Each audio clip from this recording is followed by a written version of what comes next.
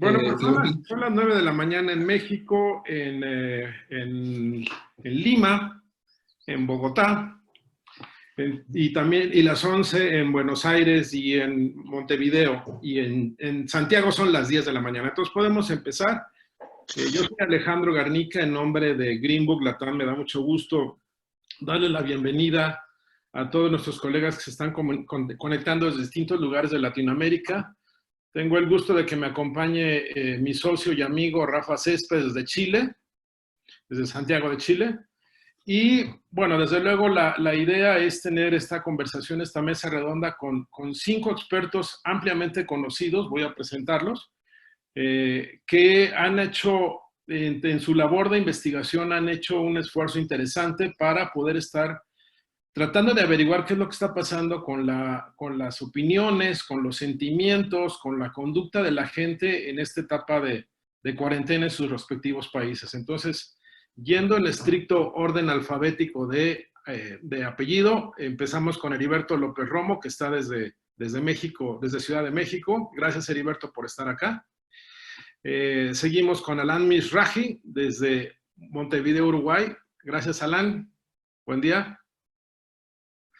Después, Mariela Musiolski. Un gusto, buen día, un gusto estar acá con ustedes. Gracias. Mariela Musiolski desde Buenos Aires. Hola, Mariela, buen día. Hola, buen día a todos y Muy todas. bien. Urpi Torrado desde Lima, Perú. Hola, Urpi, buen día. Buenos días. Y Sandra Triana desde Bogotá, Colombia. Hola, Sandra. Hola, buenos días. Hola, ¿cómo están? Bueno, pues la idea es que tengamos esta conversación abierta entre estos 5 expertos que, repito, para quienes están llegando, ellos han hecho un esfuerzo interesante por estar averiguando qué es lo que pasa con la gente en el tiempo que hemos estado confinados. Cada uno de ellos ha hecho varios estudios al respecto. Vamos después a poner una nota en nuestro blog para comentar cuáles son las referencias en donde ustedes pueden ver los reportes completos de esos estudios. Pero empezaría con algo mucho más básico, mucho más elemental, que es, seguramente ustedes como investigadores de tantos años y con tanta experiencia, pues ya como decimos en México, ya se la saben de todas, pero seguramente el hacer una investigación en esta etapa de cuarentena por la pandemia, pues es algo que no tenían nunca en su experiencia. Entonces, ¿qué es lo que ha sido para ustedes como investigadores más sorprendente de este periodo de investigación, de estar viendo a la gente en cuarentena? Empezamos con Urpi. Urpi, adelante, por favor. Bueno, un poco hablando de los resultados que hemos tenido en las distintas investigaciones que hemos hecho, una de las cosas que más ha llamado la atención es esta lucha interna que hay entre la gente y la economía. Existe una fuerte contradicción en las personas, ¿no? Esta contradicción es una fuente de estrés y que está gatillando ciertos comportamientos. Hemos visto, por ejemplo, cómo las personas van pasando de diferentes etapas, de búsqueda permanente de información a evasión por saturación, de una compra irracional e impulsiva, o sea, de carritos en los supermercados llenos, a la redefinición de necesidades. El otro día en un estudio, en una comunidad, veíamos, por ejemplo, cómo distintos productos que antes se compraban de manera diferenciada por miembros del hogar, hoy son comprados, digamos, igual para todos los miembros, porque claro, empiezas ya a tener una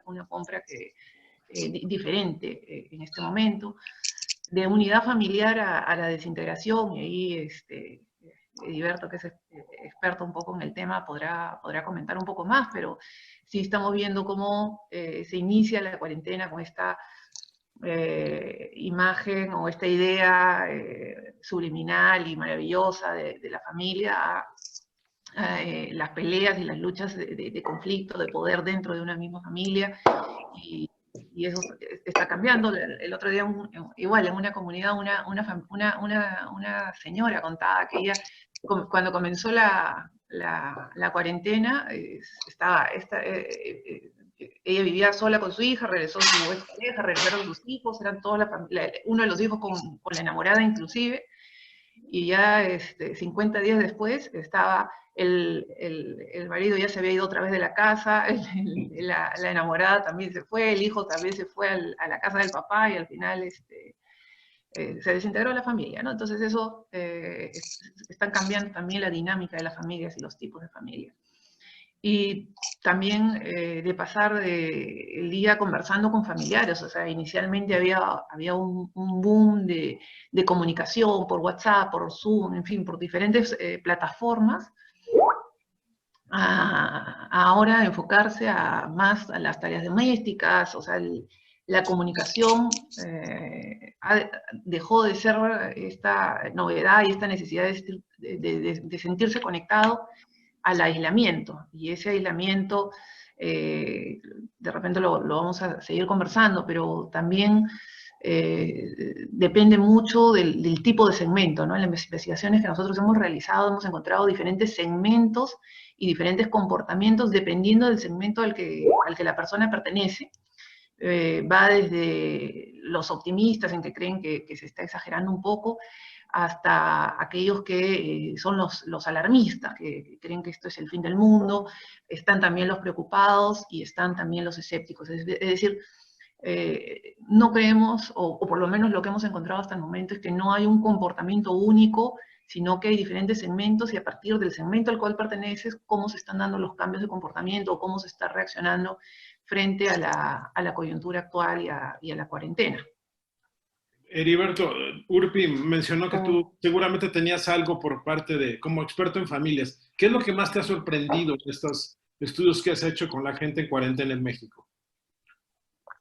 Pues, bueno, sin duda creo que a través de los estudios que hemos realizado durante este periodo, pero también en otros periodos de crisis y de pandemia, aquí les recuerdo que para México esto no es tan nuevo como para la mayoría. Exactamente hace 12 años, en 2009, vivimos algo muy similar. Estuvimos confinados durante 2 semanas, se cancelaron las clases, no se cancelaron propiamente, pero no fuimos a trabajar porque vivimos la pandemia del N1H1 y bueno, pues vivimos, digamos, un adelanto de lo que estamos viviendo ahora. Se cancelaron los vuelos de prácticamente todo el mundo hacia México, entraron en crisis los centros turísticos. O sea, tenemos una experiencia previa que en parte creo que han aprovechado los epidemiólogos que están ahora dirigiendo el tema en México, porque fueron los que estuvieron al frente de esto. Y bueno, más allá de lo que se pudo aprovechar y del aprendizaje que se tuvo, nosotros también seguimos en ese momento que pasó con la pandemia de la influenza, como se conoció en México, o como se decía. Y lo que pasó en ese momento, y creo que estamos viendo ahora, es que más allá de que sin duda las cosas cambiaron de manera muy importante y que todo mundo racionalmente decía, esto ya va a ser diferente, les quiero decir que después de la influencia de la pandemia, 2 meses después, nadie se acordaba de la pandemia. Así de simple. O sea, obviamente eran circunstancias diferentes, ¿no? Porque ahora cambiaron las cosas. Pero hoy si ustedes le pregunta que hemos hecho a los mexicanos, ¿qué cambió la influenza hace 10 años? La respuesta es nada. O sea, seguimos en la misma, haciendo lo mismo que hacíamos hace 15 años. Y ahora, pues lo que estamos viendo a partir de los distintos periodos es que poco a poco, porque nuestro gran deseo es regresar a la normalidad, es recuperar nuestros hábitos. O sea, obviamente no podemos salir, obviamente estamos teniendo problemas económicos que nos están cambiando los hábitos de consumo, pero no tanto porque sea un deseo, sino porque así está. Y hemos encontrado cosas, por ejemplo, en estudios muy concretos del uso del tiempo dentro de la casa que tiene que ver con el consumo de medios, los patrones de las curvas de encendidas de televisión, de radio, etcétera, con ciertas diferencias, prácticamente no han cambiado nada, particularmente en segmentos muy específicos como las amas de casa, Entonces, al principio cambiaron, hoy tenemos exactamente, se levanta, la población mexicana se levanta 1 hora más tarde y se acuesta 1 hora más tarde durante la pandemia. Pero especialmente entre las mujeres ya más de casa, esto se ha recortado a media hora. Y eso ha hecho que las expectativas y los consumos de medios se parezcan bastante. Obviamente no en la parte digital, en donde hubo un crecimiento exponencial y repentino en el que empezamos a consumir por distintas razones más todo lo que tiene que ver con lo digital. Pero en términos de los hábitos de la casa, estamos viendo que se están regresando a los patrones familiares, a los hábitos de consumo de tiempo, al consumo de medios tradicionales. Entonces, para mí, creo que lo más sorprendente que he encontrado es pues que siempre en estos grandes cambios del mundo, como pudo haber sido la pandemia o como hemos vivido aquí en la Ciudad de México, los grandes terremotos en el que el clamor popular es, esto ya cambió porque ahora ya somos muy solidarios y todos salimos a ayudarles a levantar casas. Eso no es necesariamente cierto. Para cerrar un poquito, creo que la economía humana del comportamiento nos obliga a recuperar nuestra estabilidad a partir de recuperar nuestros hábitos. Entonces sí, seguramente no vamos a tener que salir, vamos a salir cubiertos, vamos a salir con una serie de medidas, pero nuestra gran aspiración, y en la medida de que lo podamos hacer, trataremos de regresar a los hábitos con los que hemos vivido toda la vida. ¿Qué nos cuentas desde Buenos Aires, Mariela? ¿Cuál ha sido tu vivencia?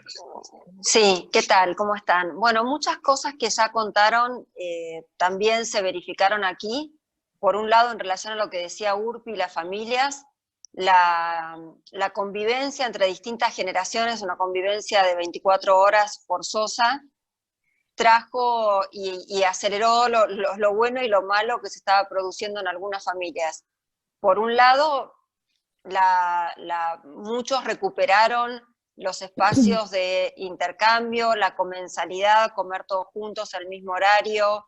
Hubo un boom de ventas de máquinas para hacer pan o procesadoras, para volver a la comida casera, también como un pequeño festejo cotidiano, pero también en muchos casos la convivencia se tornó complicada.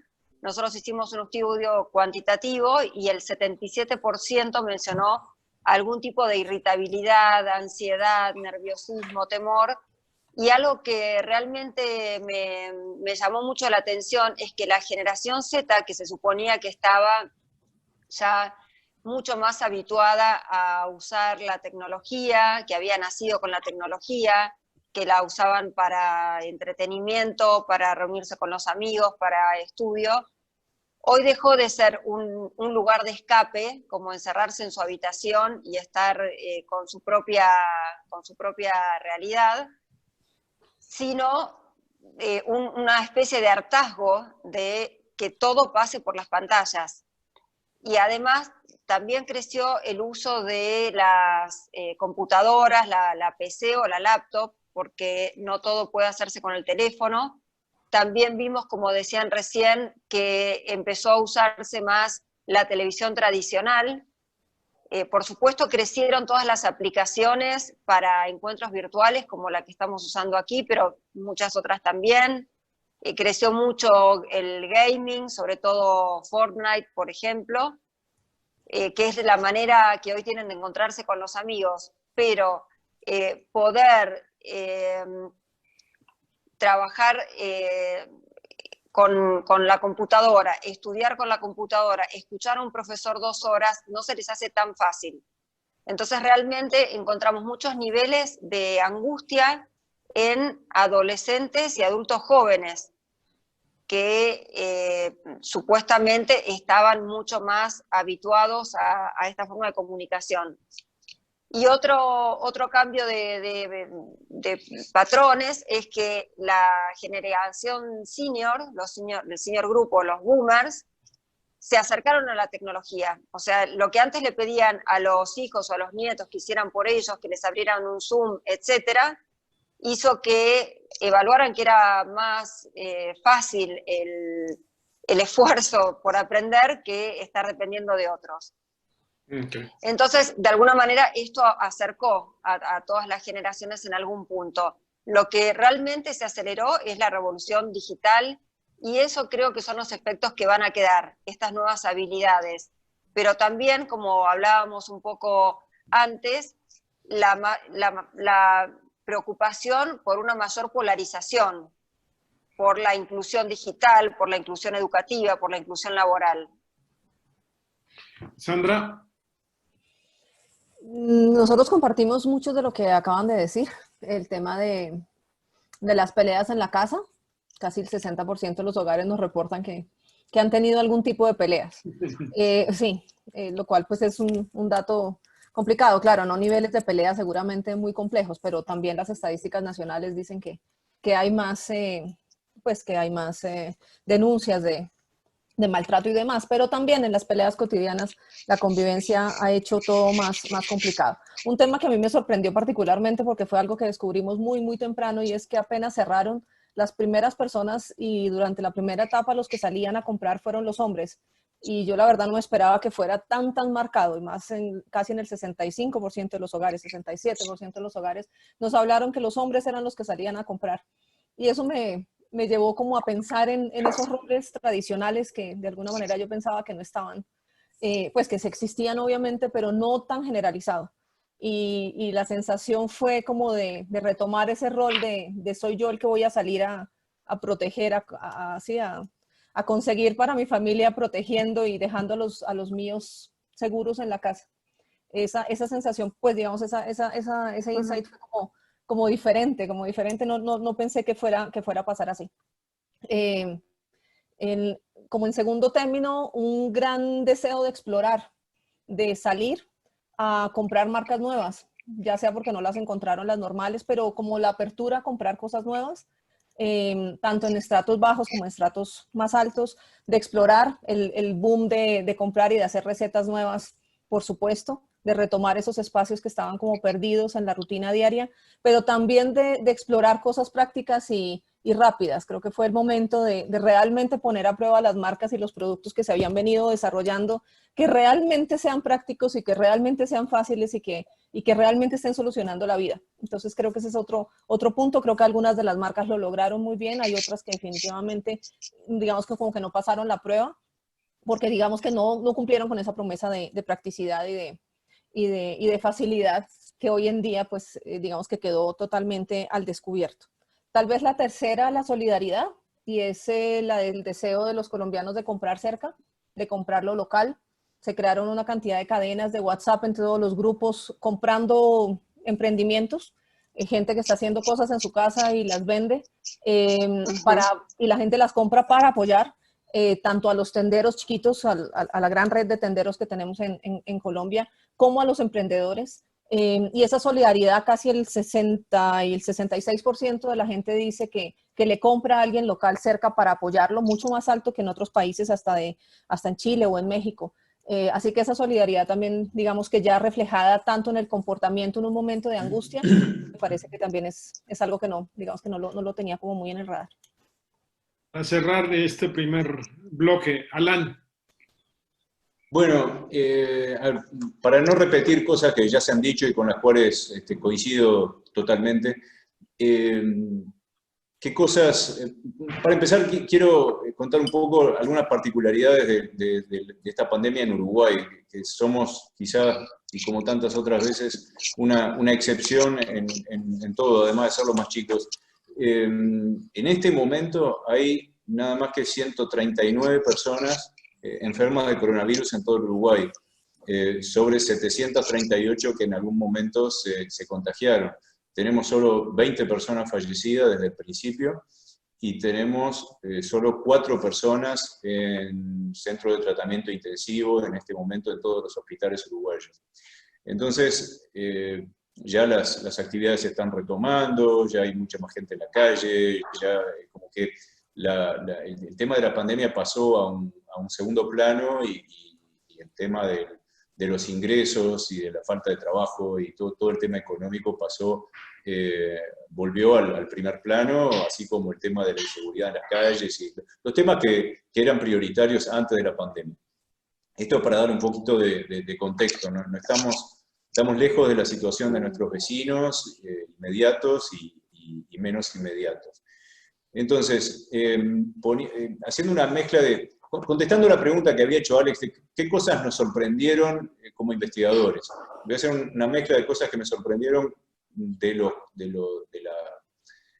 hábitos, de los cambios de hábitos de los uruguayos, y por otro lado, de cosas que me sorprendieron sobre nuestra propia profesión, ¿no?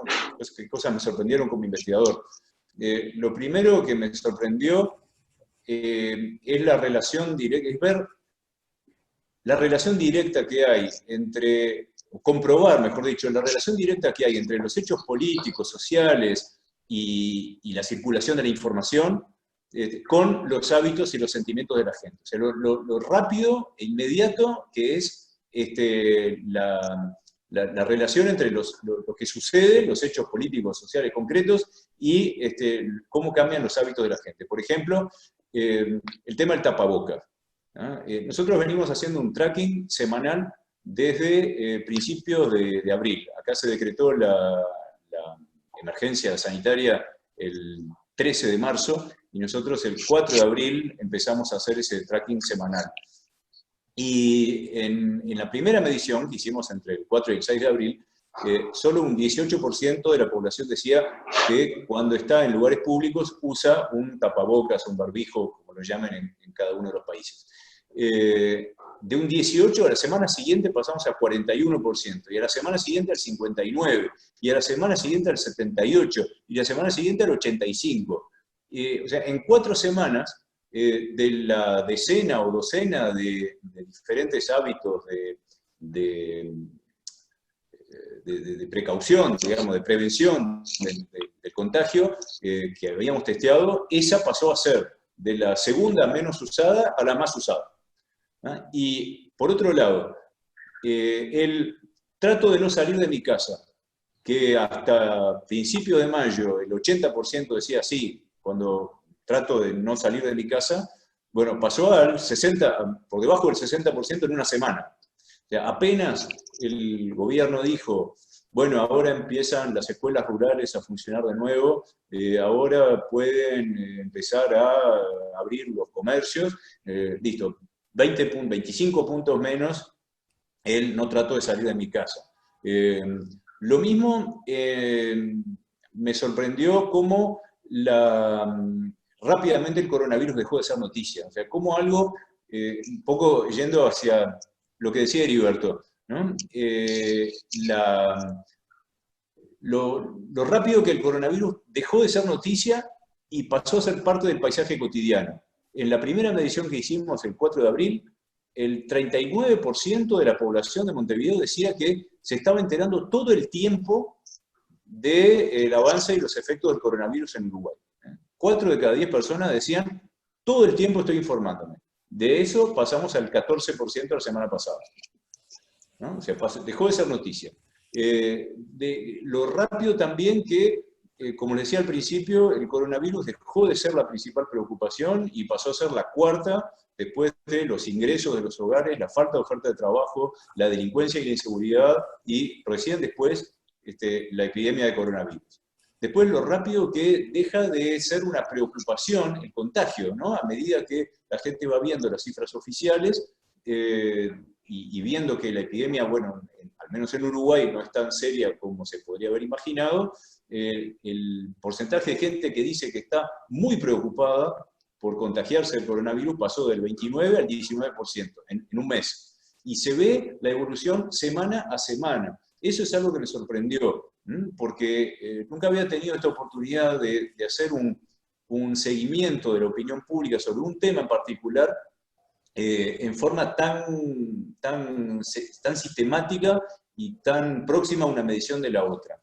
Después me sorprendió también lo rápido que aparecieron todas esas actividades nuevas o que la gente empezó a hacer más que antes. Por ejemplo, limpiar la casa más que antes. Más de la mitad de la población de Montevideo dijo, sí, ahora estoy limpiando mi casa más que antes. Mirar Netflix, la mitad de la población de Montevideo. Tener reuniones virtuales con amigos y familiares, eso es algo que no existía y que más del 40% de la población de Montevideo está haciendo. O hacer reparaciones en el hogar, casi 4 de cada 10. Y en cambio, mirar informativos nacionales fue cayendo bruscamente a medida que se iba viendo que, bueno, que la epidemia dejó de ser noticia.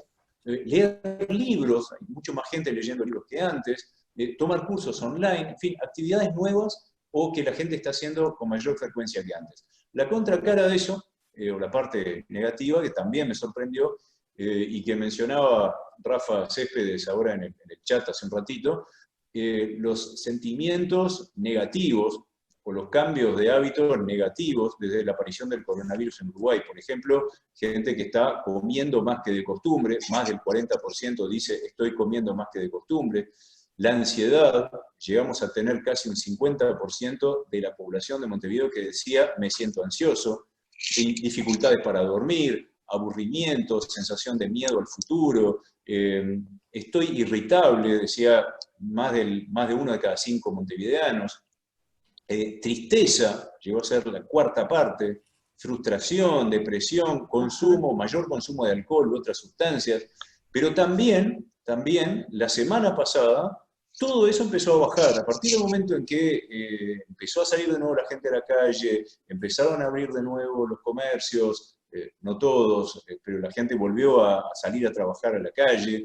Entonces, por ejemplo, el me siento ansioso pasó del 47 al 37%, de una semana a otra. Lo mismo la dificultad para dormir, bajó, el miedo al futuro bajó 10 puntos porcentuales, el sentimiento de tristeza también bajó 10 puntos porcentuales en 2 semanas. O sea, es muy interesante ver cómo lo rápido que cambia la opinión pública y los hábitos de la gente vinculados directa o indirectamente a la pandemia. Eso son cosas que me sorprendieron mucho. Y justamente creo que podríamos hablar de un gran elefante en el cuarto, que es este estado de ánimo. O sea, se nos ha vendido, por un lado, la cosa romántica de que estando todos en casa nos apapachamos, como decimos en México, nos abrazamos, nos cuidamos, nos besamos, pero en realidad el tema es que pues sí estamos confrontando mucho el asunto de no poder salir a la calle. Entonces, ¿qué han visto ustedes de este estado de ánimo familiar nuevo? En donde, pues sí, varios de ustedes mencionaron la fatiga, las peleas incluso, que son peleas que, bueno, pueden ser anecdóticas, pero también pueden convertirse en algo muy dramático. Y bueno, desde luego este asunto de que como estoy en casa, pues tengo que dedicarme compulsivamente a hacer algo, ya sea limpiar, ya sea comer, ya sea ver el televisor y demás. Ahí sí lo abro para quien quiera de ustedes tomar la palabra. Sí, nosotros también medimos estos estados de ánimo y lo que vimos es que la gente, el porcentaje más grande era justamente preocupados, pero no tanto por la pandemia o por el contagio, sino por la post-pandemia. Lo que más los preocupa, por lo menos en Argentina, es la inflación, la economía, la inseguridad, la falta de trabajo, y como cuarto, la pandemia, que igual es un porcentaje alto, pero el futuro incierto, qué va a pasar con las empresas, cómo va a evolucionar el trabajo, el desempleo, es lo que más comentaban como punto de irritación. Pero tanto en los que hoy son adultos, que son los que sostienen el hogar, como en los jóvenes adultos o adolescentes, cuestionándose, por ejemplo, si lo que están estudiando les va a servir, si va a haber trabajo para ellos, si van a poder cumplir con sus sueños, los que pueden, de viajar. Realmente esto genera un ambiente de preocupación, de ansiedad, de angustia, que los atraviesa a todos los niveles. Creo que lo que vimos es que en todo caso en los adultos mayores, que son los que admiten que están más vulnerables, más dependientes, y que eso los vuelve a encasillar en un lugar del que ya se habían salido porque se sentían vitales, optimistas, con mucho para vivir, la pandemia los los vuelve a hacerse sentir vulnerables, sin embargo son los que mejor pueden tramitar esta incertidumbre. Tal vez por la experiencia acumulada, como comentaban antes, de haber vivido otras situaciones críticas, crisis económicas o alguna pandemia. Aquí nunca hubo ninguna tan fuerte y creo que nunca hubo una pandemia tan globalizada. Pero realmente lo que comentan en las familias es que por la generación X, que son en general los que están en el medio, se sienten como un sándwich, porque tienen que sostener la moral alta de sus hijos y hacer todas las tareas del hogar y además mantener con buena salud a sus adultos mayores, o llevándoles comida o estando atentos a cómo están, que estén atendidos. Tal vez aquí, a diferencia de Uruguay, Alén, no sé, estamos como llegando a un pico. Ayer fue el día que más casos hubo y que fue muy expuesto en todos los medios cómo la pandemia está creciendo en los sectores más vulnerables. Entonces, realmente la preocupación aquí sigue siendo alta, pero no tanto por contagiarse, sino por los efectos y las consecuencias en la economía familiar. Con respecto a las marcas, que vi ahí alguna pregunta en el chat, realmente, y algo que también veníamos cuestionándonos como pregunta, como investigadores, ¿qué es lo que vimos diferente investigando durante esta pandemia? Por lo menos aquí para nosotros fue ver la necesidad de la gente de ser escuchada en relación a qué le pasa, cómo está viviendo este momento, qué le preocupa. No tanto si vamos a querer testear un detalle de un packaging de una empresa. Entonces, creo que en ese sentido hoy las marcas tienen que dejar de estar mirando su ombligo de alguna forma y tener esta capacidad de escuchar y de hacerle sentir a quienes he escuchado que realmente están pendientes y están atentos a sus necesidades. Sí, exactamente como dice Rafa en el chat, la empatía, ¿no? Poder ponerse en el lugar de los otros y poder pensar de qué manera con su poder como marca pueden ayudar a que la gente viva mejor, facilitarle las cosas, los trámites, la experiencia del usuario, si en algo tienen que hacer mediante internet, que no sean muchísimos pasos, que sea fácil, que sea amigable, que las compras le lleguen a tiempo. Hubo en un momento también como un colapso de internet.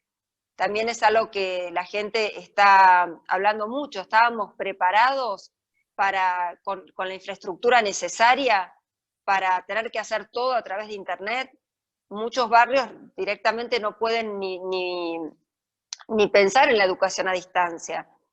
Entonces, lo que vemos que preocupa a las familias, y acá diríamos es transversal, hasta los chicos, están los niños, están tomando un grado de conciencia que no tenían antes, que algunas personas comentaban en algunas comunidades que hicimos, que le preguntan al pediatra, van al pediatra a su control y le preguntan qué opina de la pandemia y cuándo se va a terminar. O sea, están totalmente inmersos y preocupados por esta realidad. Entonces, cada una de las generaciones y cada una de las personas en su etapa del ciclo vital están totalmente atravesados por esta situación de incertidumbre en relación al futuro.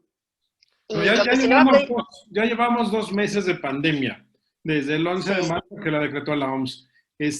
¿Ya pueden ustedes suponer qué es lo que sigue en el ánimo de la gente y sobre todo en el asunto de investigar a la gente en su ánimo? Es decir, ¿qué es lo que vislumbran ustedes ya a partir de estas experiencias, Urpi, de lo que va a venir ahora para investigar a la gente con esta modificación que ha habido, con esta sacudida de estado de ánimo que hemos tenido en estos 2, 3 meses?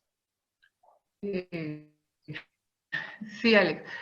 En este momento yo creo que es difícil generalizar. Nuestro rol como investigadores tiene que ser seguir investigando y seguir traqueando estos cambios de comportamientos. Acabamos de hablar de estos 2 meses de pandemia y cómo al inicio, es más, Alan hablaba de semana a semana cómo se están modificando las conductas. Entonces creo que es un poco pronto para generalizar y decir, bueno, ¿qué cambios van a ser permanentes? O sea, sí, definitivamente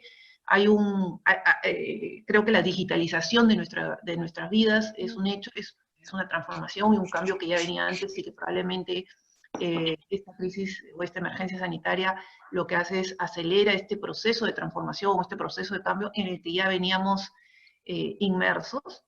Como les decía al comienzo, nosotros lo que hemos detectado en nuestras investigaciones es que hay distintos segmentos, y las reacciones y los cambios van a ser distintos, o sea, estos cambios de comportamiento van a ser distintos según el segmento, es decir, no hay un cambio generalizado, o sea, podemos hablar de una gran tendencia, como te decía, de la digitalización de nuestras vidas, o grandes tendencias hacia en algunos casos, hacia la vida de familia, o hacia o a tener más cuidado, o más preocupación por la salud, por la limpieza, por el medio ambiente, o sea, pueden ser cosas mucho más generales, pero al final los comportamientos y los cambios que se van a dar van a depender del segmento, ¿no? Si el segmento más grande, que son los preocupados, y los preocupados, lo ha descrito muy bien Mariela cuando hablaba de la generación X y decía que son los que están al medio, hay un gran segmento de la población que es el que está preocupado porque tiene este conflicto interno y esta lucha entre la preocupación por la salud, pero al mismo tiempo la preocupación por la economía. Según la encuesta que hemos hecho este mes, entre los ingresos que tenía la población en el Perú en febrero, comparado con los ingresos que han tenido en mayo, vemos una caída de 48% en el ingreso promedio del hogar. Eso, estamos hablando de que la gente está viviendo con la mitad. Entonces, claro, eso genera muchísima preocupación. Entonces, no solamente es preocupación, sino esta contradicción de qué es lo que pesa, si pesa la economía o si pesa la preocupación por la salud y qué es lo que debo hacer, ¿no? Y eso va a ser muy diferente en los escépticos que creen que se está exagerando, que la pandemia no existe, que todo es un invento de laboratorio y que en realidad digamos que la vida debería volver a la normalidad, ¿no? Hay los optimistas que creen que sí, que hay esa pandemia, pero que en realidad ya estamos saliendo adelante, ya estamos de salida y que todo va bien, y están los alarmistas, aquellos que más bien van a desarrollar fobias y comportamientos relacionados al quedarse en casa, al no salir, a comportamientos más de encierro. Entonces esto, dependiendo del segmento en el que están, va a variar el comportamiento. Algunos van a mantener más distancia social que otros, algunos tenderán a quedarse en casa a pesar de que se levante, por ejemplo, la cuarentena, otros no. Lo mismo con las preocupaciones o la limpieza o el uso de mascarillas, es decir, todo eso va a ir dependiendo del segmento en el que se encuentra, pero en general lo que sí está claro es que de todas maneras nuestra visión del mundo está cambiando y va a cambiar la forma en la que estudiamos, compramos, trabajamos, etcétera, y las propias dinámicas familiares van a cambiar y conectando un poco con lo que hablaba Mariela, la relación con las marcas. Este es un tema súper importante. Ayer estaba viendo un informe de un último estudio que hemos hecho con Social Listening, y veíamos, muy interesante, por ejemplo, una marca muy grande y líder en el Perú, analizábamos una campaña que ha realizado, y veíamos que a pesar de que ha habido una inversión muy grande de dinero y de donaciones y de beneficio para los peruanos, en realidad la conversación es negativa hacia la marca, y es porque ya veníamos con un ciudadano mucho más desconfiado, mucho más exigente, y que ve muchas de las acciones que realiza la marca en este momento, las ven como oportunismo, como un aprovechamiento del momento, cuando en realidad lo que se está buscando es un propósito de marca que va mucho más allá de la coyuntura, y por lo tanto tenemos que tener mucho cuidado en las acciones que se hacen en este momento, porque podrían tener más bien un efecto negativo o incluso pasar inadvertidas, porque el estrés y la preocupación por el futuro y por lo que se viene es tan grande que muchas de estas acciones pasan inadvertidas o no son valoradas por la población. Heriberto, justamente de segmentos, tú en un webinar decías que en México podríamos hablar al menos de 3 cuarentenas, ¿no? De 3 cuarentenas que son muy distintas. ¿Puedes elaborar algo un poco sobre esto? Sí, sí. Mira, antes de eso yo diría, a partir de algo que aprendí justo de una de un estudio que tú hiciste hace 35 años. Hace casi, bueno, de 35 años, cuando el temblor, gran temblor de la Ciudad de México, en el que nuevamente nos quedamos totalmente aislados. No había teléfonos, no había nada, no había comunicación hacia el resto del país. Bueno, entonces buscamos qué pasa en estas situaciones.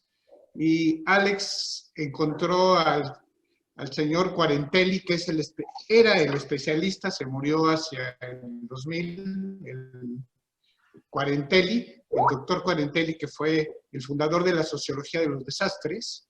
Y la gran conclusión de Quarentelli, que en ese momento entendimos, era que los desastres y este tipo de cuestiones son aceleradores sociales.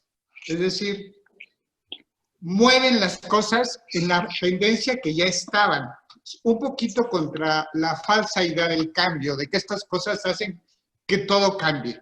Sí cambia, pero no en un sentido distinto, en el sentido de lo que venía sucediendo.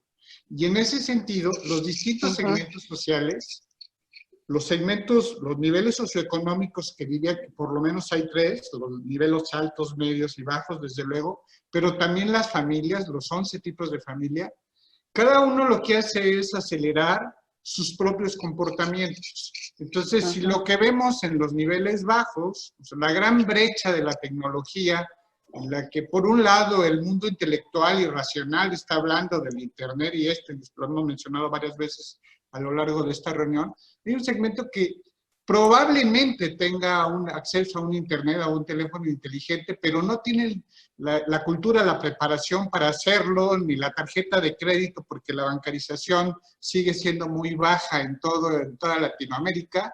Entonces, ¿qué es lo que hace? Pues acelerar más su pobreza, acelerar más su falta de bienestar.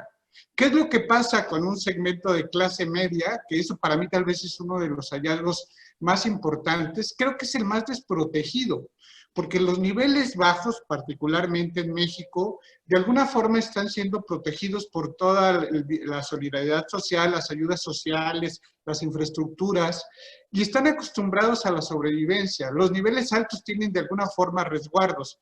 Los niveles medios no, porque dependen de un salario de empresas que están cerrando y que no tienen ni la experiencia ni la preparación para poder entrar a la economía informal o para poder entrar a los sistemas de créditos populares que tienen los niveles bajos. O si hablamos, por ejemplo, de familias, pues si hablamos de una familia en la que tenemos papá, mamá y jóvenes, se está acelerando la tendencia de la independencia. Los hijos ya no quieren estar ahí, pero no antes de esto.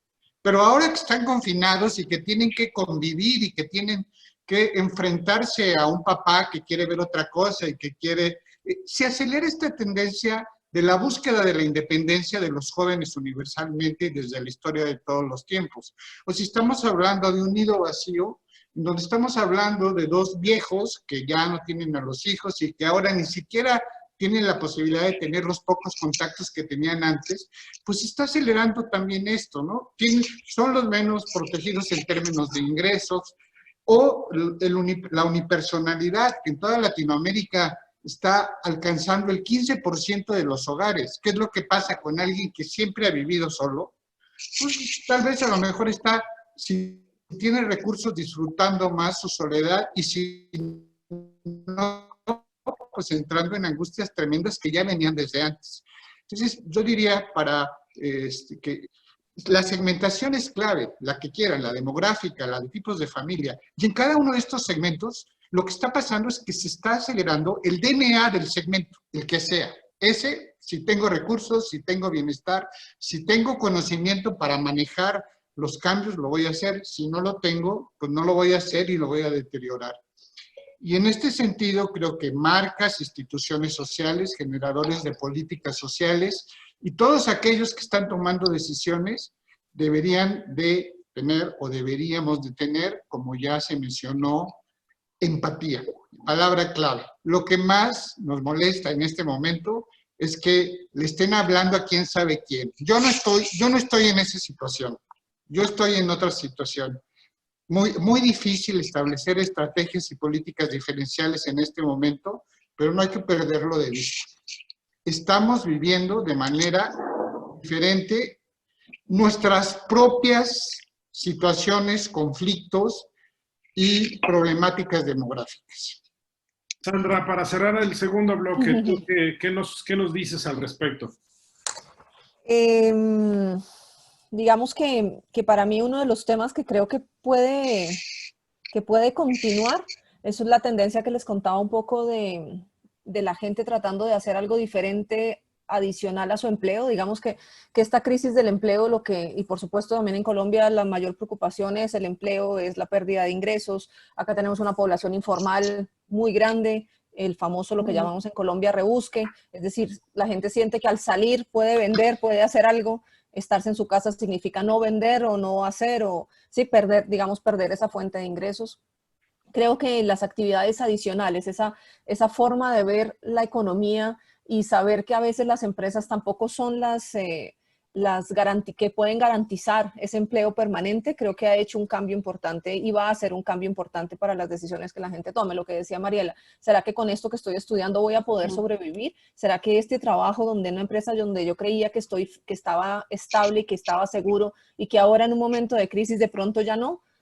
Creo que va a hacer que mucha gente cambie un poco la visión de lo que va a ser para el futuro. Y sobre todo, también hemos encontrado en las comunidades gente que nos ha dicho, yo tenía la idea de hacer esto hace mucho tiempo y no lo había podido hacer, y ahorita lo logró materializar. Yo creo que ese es uno de los cambios que yo sí creo que va a tener que va a seguir. Y es la gente que logró materializar durante este tiempo, que se enfrentó a su miedo, que se enfrentó al miedo de la virtualización, que se enfrentó al miedo de empezar ese proyecto que nunca había querido o que no había tenido el tiempo de poder hacer, y que ahora lo va a hacer. Creo que esa cultura de emprendedor que en Colombia estamos viviendo, creo que va a seguir, y creo que eso es uno de los grandes, digamos, victorias y una de las grandes beneficios, digamos, si podemos decir algo de esto, que nos va a quedar.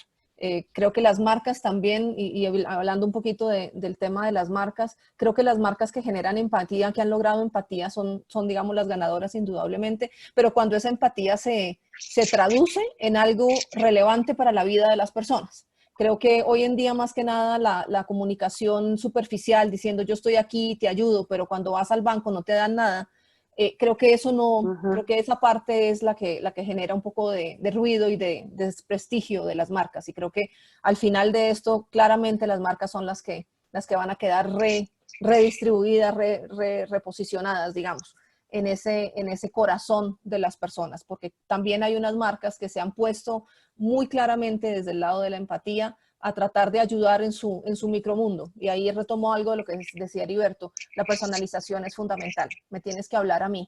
Y la tecnología lo que tiene que hacer es hablarme a mí, no hablarle a todos. No tratar de que yo soy que estoy viviendo lo mismo. A pesar de que la situación global es la misma, yo estoy viviendo mi propia situación. Y la tecnología debe permitir eso, que las marcas me puedan hablar a mí y que me ayuden en mi día a día, no que me ayuden en términos, ¿no? Que ayuden a la gran mayoría, que me ayuden a mí. Que sean relevantes para mí. Y ahí es donde van a empezar las marcas, creo que un nuevo camino. Creo que estos 2 meses sí han cambiado un poco la idea de qué esperamos de las marcas. Ha sido evidente que hay algunas que sí logran conectarse y otras que siguen en la superficialidad y en las palabras bonitas. Okay. Antes de pasar al último bloque, Alan me pide medio minuto para agregar algo más. Alan, por favor. No, simplemente me ganó de mano Sandra. Sí, quería justamente hablar de eso, de la cantidad de gente que estamos viendo que está concretando proyectos de emprendimiento, pequeños emprendimientos unipersonales, cocinar para vender repostería, vender comidas para platos preparados para la gente que está trabajando en la casa y ya no tiene tiempo para cocinar, ni puede comer afuera porque no tiene dónde ir. Y la cantidad de gente que se puso a estudiar cosas nuevas, se puso a estudiar idiomas online, empezó a hacer cursos online, eso ha proliferado. Después, agregando otra cosita, sí, concuerdo con que el tema de la empatía de las marcas es muy difícil de definir por dónde pasa. Yo no he logrado encontrarlo, la verdad. Yo veo también muchas marcas, muchas empresas que están diciendo un montón de palabras bonitas y diciendo estamos aquí, estamos contigo, quédate en casa y ponen los hashtags que todo el mundo pone, y en realidad están diciendo todo lo mismo y termina siendo una indiferenciación total entre marcas, ¿no? Ya no sé quién me dijo qué, porque todos me están diciendo lo mismo. Después, agregando algo al tema de los conflictos intrafamiliares, cómo eso está y va a... ¿En qué eso va a derivar? Si va a derivar en una mayor independización de los jóvenes, como mencionaba Heriberto, no lo sé, y va a ser interesante hacer un seguimiento de eso. ¿Qué va a pasar en los próximos meses, en los próximos años? De la misma forma que hubo, no sé, un baby boom después de la Segunda Guerra Mundial, ¿qué va a pasar con la independización de los jóvenes después de esta pandemia? Eso es algo que va a ser interesante seguir. Nosotros no tenemos, curiosamente, escuchaba algunas cifras que mencionaron sobre cantidad de gente que dice tener conflictos con la gente con la que vive.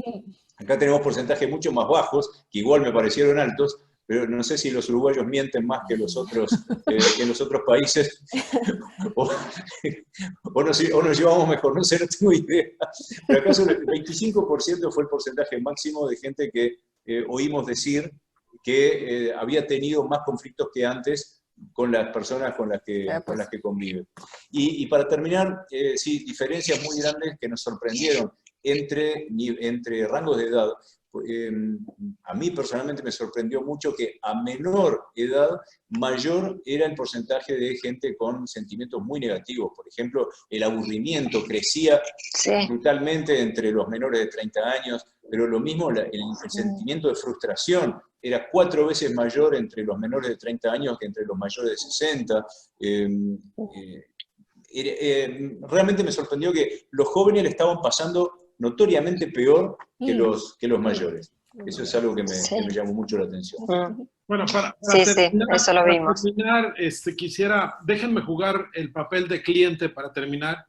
Y les habla un cliente ahorita, mañana, y les dice, oye, a ver, tú que todo lo sabes respecto a que ya estudiaste la pandemia, dime una cosa, solo una, que debo de hacer de inmediato para poder recuperar el vínculo con los clientes, para mantenerlo ahora en esta nueva etapa que viene, una vez que salgamos del encierro. ¿Qué sería esa una cosa que les dirían a un cliente consentido de ustedes? ¿Quién quiere empezar? Si querés. Mariela.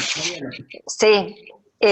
Para resumir un poco todo lo que fuimos hablando, si tuviera que decirlo así en una frasecita, diría menos storytelling y más story doing. O sea, que realmente hagan y que su visión, la causa que defenderían, lo que están hoy declamando, realmente pasar a la acción. Hay algunas iniciativas de empresas de bebidas alcohólicas que donaron alcohol en gel, otras que están repartiendo kits sanitarios, pero las empresas tienen poder, la gente lo sabe, y esto también es algo que se aceleró. La mayor simetría de la gente con las empresas a partir de la tecnología. Entonces, realmente, más que escuchar, van a ver lo que las empresas hacen, lo que las marcas aportan a que podamos vivir mejor y superar esta situación. ¿Qué más? Yo diría que no pierdan el impulso, que lo que hicieron no lo pierdan, que no sean solamente 2 meses de buenas intenciones, que si ya mostraron su lado empático, que lo sigan desarrollando, que no se les olvide, que no se les olvide, que no se acabe el 1 de junio, que no se acabe el 30 de junio, que no se desaparezcan de ese tema de empatía, que sigan, que no se les olvide lo que sintieron durante este tiempo y la necesidad que sintieron de comunicar esos temas. Muy buen punto. Urpi, ¿un consejo, uno solo? Sí. Yo diría que estar cerca de las personas es importante. No es un momento de pensar en una estrategia comercial, pero sí es un momento también de pensar en reinventarse. Reinventarse para esta nueva etapa, para esto que se viene, que tampoco sabemos, y por eso es importante continuar midiendo y conociendo a las personas, seguirlas muy de cerca. Mi recomendación es que sigan a sus consumidores, a sus clientes de cerca, que no se distancien, porque hay un cambio y finalmente, digamos, pasada la pandemia, pasada la crisis, quienes van a salir fortalecidos o quienes van a estar mejor, será quienes hayan logrado acompañar o estar con sus clientes durante este proceso. Alan. Qué pregunta difícil. yo diría, lo primero que se me ocurrió cuando tiraste la pregunta es diferenciación, ¿no? Es buscar más que nunca la diferenciación. ¿Qué puedo hacer distinto de lo que está haciendo mi competencia frente a este panorama diferente? Si todos dicen lo mismo, si todos siguen emitiendo el mismo mensaje, que son, como decía Sandra, palabras bonitas, no me diferencio en nada. Y paso a estar en la misma bolsa que mis competidores y que otros productos y servicios que nada tienen que ver con lo mismo, con lo mío. O sea, un banco pasa a hacer lo mismo, pasa a emitir exactamente el mismo mensaje que una marca de alfajores. Y eso es un peligro porque termina volviéndose en contra como un boomerang. Entonces, diferenciación, diferenciación, diferenciación. Y eso implica investigar sobre qué factores clave de éxito me puedo diferenciar, sobre qué atributos puedo diferenciar mi marca, mi producto, del de la competencia. Y ahí es donde tenemos un rol interesante o un producto interesante, un servicio interesante para ofrecer. Heriberto. Bueno, sin duda lo primero ya se comentó ampliamente, el tema de estar presente en este tema de coyuntura. Pero justo observar que esto es una coyuntura, que probablemente nos deje algunas cosas permanentes para siempre, pero que también la aspiración es regresar a nuestra vida y en búsqueda de este equilibrio. Ahí estaba una pregunta de Joaquín que decía ¿regresaremos tan rápido como podamos? Sí. O sea, en la medida que nos permitan salir, en la medida regresaremos tan rápido, porque esa es la naturaleza humana. Y en ese sentido, la principal recomendación para las marcas es no perdamos la estrategia.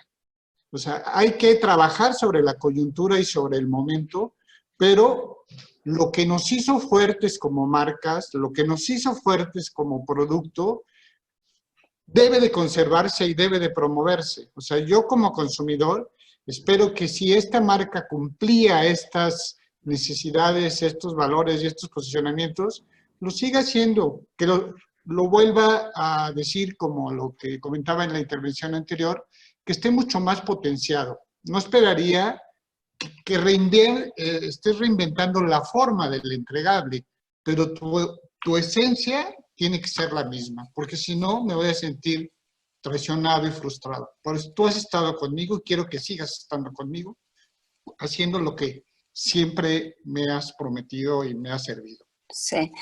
Quería agregar algo que va en línea con lo que están diciendo, que es que justamente tiene que ser totalmente creíble, no puede ser oportunista. Este es el peor momento para un discurso o para una acción oportunista. Entonces, para mí vale todo lo que dijeron, porque tiene que ser que las marcas realmente sean auténticas, como está diciendo ahí José, para que sean creíbles, pero al mismo tiempo diferenciarse, porque cada una puede tomar acciones según su propio ADN. No tienen que hacer todos lo mismo, ahora están diciendo todos lo mismo, pero en cuanto a lo que pueden hacerlo con diferenciación. Y creo que en eso, en encontrar cuál es su forma y en qué puede aportar, que sea coherente con la historia y que tenga credenciales, es en lo que podríamos ayudarlos como investigadores y como interpretadores. Muy bien, pues queremos respetar el tiempo que habíamos dicho. Les agradecemos muchísimo a ustedes 5 que han estado desde sus distintos países dando esto. No será la primera vez que nos veamos. Este es un diálogo que debe continuar a lo largo del tiempo. Y bueno, desde luego un agradecimiento a toda la gente que estuvo siguiéndonos. Les repito que esto está grabado. Lo pondremos a disposición de ustedes en greenbook.latam.org.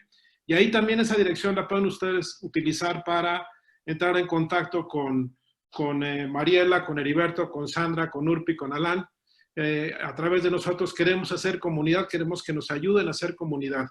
Muchas gracias, buenos días, que estén bien. Cuídense. Gracias. Gracias. Abrazo a todos. Abrazo.